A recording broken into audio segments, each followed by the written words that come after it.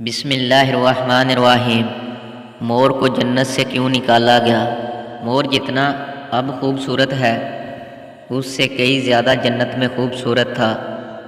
مور کی خوبصورتی پہ سبھی پرندے فدا تھے، لیکن ان سب خوبیوں کے باوجود مور سے ایسی کون سی خطا ہو گئی تھی جس سے اللہ تبارک و تعالیٰ نے مور کو جنت سے نکال دیا۔ اللہ تبارک و تعالیٰ نے جب حضرت آدم علیہ السلام اور اماں حوا کو پیدا فرمایا، اس کے بعد ان کو جنت میں بھیج دیا۔ وہ دونوں جنت میں بہت ہی پرسکون رہتے تھے، بہت ہی لذیذہ میوے پھل کھایا کرتے تھے، لیکن ایک اناج جس کو کھانے سے اللہ پاک نے انہیں منع فرمایا، اور وہ اناج گندم تھا۔ چونکہ شیطان حضرت آدم علیہ السلام کی وجہ سے ہی جنت سے نکالا جا چکا تھا، اسی وجہ سے شیطان کی حضرت آدم علیہ السلام سے دشمنی ہو گئی تھی۔ شیطان یہ چاہتا تھا کہ وہ کسی بھی طرح حضرت آدم علیہ السلام کو جنت سے نکال دے اور ساتھ میں اماں حوا کو بھی جنت سے نکال دے۔ جب شیطان کو یہ خبر ہوئی کہ حضرت آدم علیہ السلام کو تمام میوے کھانے کی اجازت ہے لیکن گندم کھانے کی اجازت نہیں ہے، تو شیطان انتقام کی آگ دل میں لیے جنت کے دروازے کے پاس بیٹھ گیا اور 300 سال تک وہاں پر بیٹھا رہا کہ کوئی جنت کے دروازے سے باہر آئے اور شیطان اس سے بات کر سکے۔ ایک دن اچانک سے مور جنت سے باہر آ گیا۔ شیطان اس کو دیکھتے ہی بہت خوش ہو گیا۔ شیطان نے پوچھا، اے خوبصورت پرندے، تم کون ہو؟ مور بولا، میں مور ہوں، اب تم اپنا تعارف کراؤ۔ شیطان نے جواب دیا کہ میں عالم کروبیہ کا ایک فرشتہ ہوں، میں اللہ پاک کی عبادت سے ایک پل بھی غافل نہیں ہوں۔ میں چاہتا ہوں کہ میں جنت میں جاؤں، وہاں کی نعمتوں کا اپنی آنکھوں سے مشاہدہ کروں۔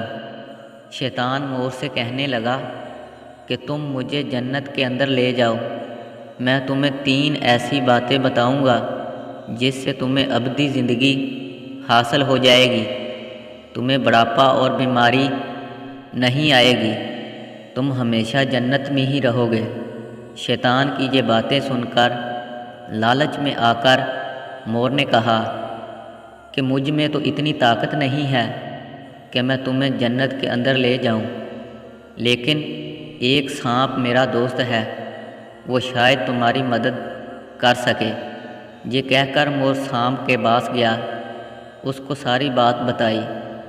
سانپ بھی شیطان کی باتوں سے بہت خوش ہو گیا، پھر شیطان کو اپنے منہ میں چھپا کے جنت میں داخل ہو گیا، اور یوں شیطان اپنی چال میں کامیاب ہو گیا۔ جنت کے تمام نگہبانوں کو یہ معلوم تھا کہ شیطان یہ چال چل رہا ہے اور جنت میں داخل ہو چکا ہے۔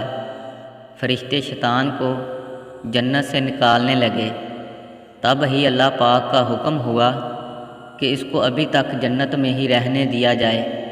وہ فرشتے اللہ تبارک و تعالیٰ کے حکم سے رک گئے۔ شاید یہ حضرت آدم علیہ السلام کا امتحان تھا۔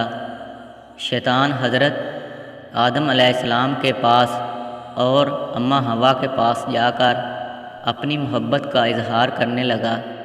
وہ دونوں ہی شیطان کو پہچان نہ سکے، کیونکہ ماضی کے مقابلے میں شیطان کی شکل تبدیل ہو چکی تھی۔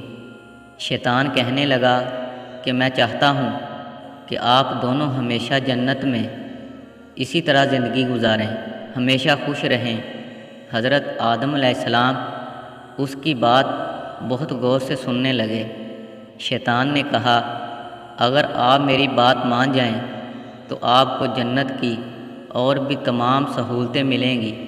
حضرت آدم علیہ السلام شیطان کے بہکاوے میں آ کر کہنے لگے کہ یہ کس طرح ممکن ہے۔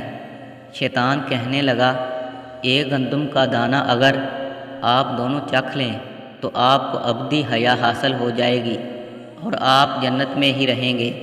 یہ بات سن کر حضرت آدم علیہ السلام کے دل میں رجحان پیدا ہوا، لیکن ان کے دل میں اللہ کی نافرمانی کا خوف غالب آ گیا۔